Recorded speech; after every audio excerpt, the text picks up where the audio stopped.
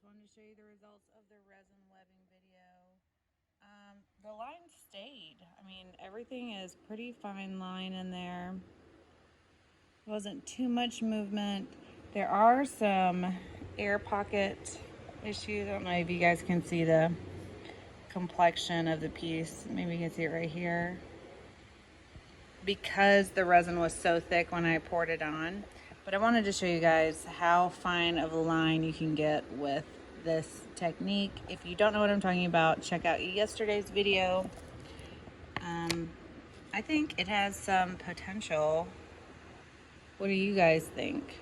Well, it looks like filigree. I think it's a killer idea and I can't wait to explore it further. Comment down below if you saw the video from yesterday and if it inspires you at all. I would love to know about it. I will see you guys tomorrow. Bye. Will you say bye? Yeah.